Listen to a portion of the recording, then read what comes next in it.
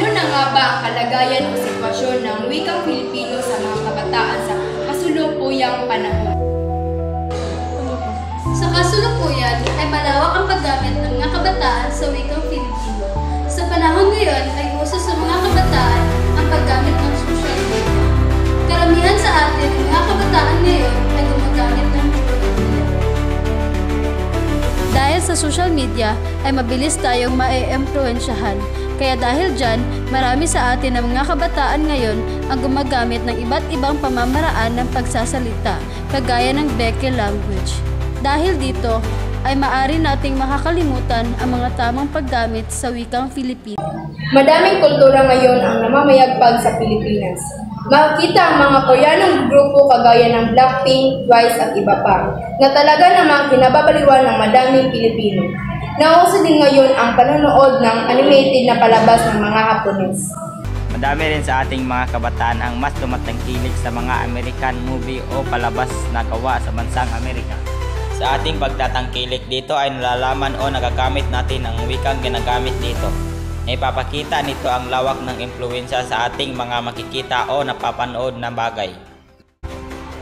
Naririto ang ilang mga mungkahi kung ano ang dapat nating gawin upang maipagpatuloy at mapaunlad ang pagpapahalaga sa wikang Filipino sa mga kabataan. Una, pagsasama ng mga makabagong pamamaraan sa pagtuturo. Gumamit ng mga interactive na aktibidad, laro at teknolohiya upang maging mas kawili-wili at madaling maunawaan ang pag-aaral ng Filipino sa mga paaralan. Dapat ding hikayatin ang mga mag-aaral na magsulat at magsalita ng Filipino. Pangalawa, pagpapalaganap ng kulturang Pilipino.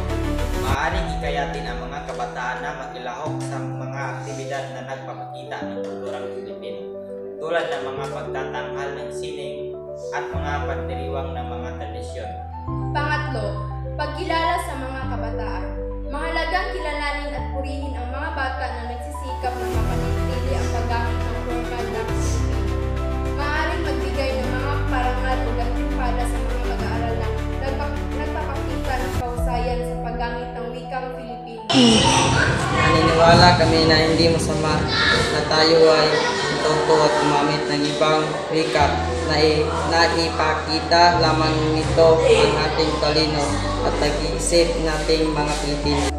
Ngunit huwag nating kakalimutan kung ano ang ating pinamunan na sa pamamagitan ng wikang Filipino ay nagkaroon ng kulay ang ating munting buhay. Pahalagan natin ang ating wikang pambansa, maaari tayong maging mga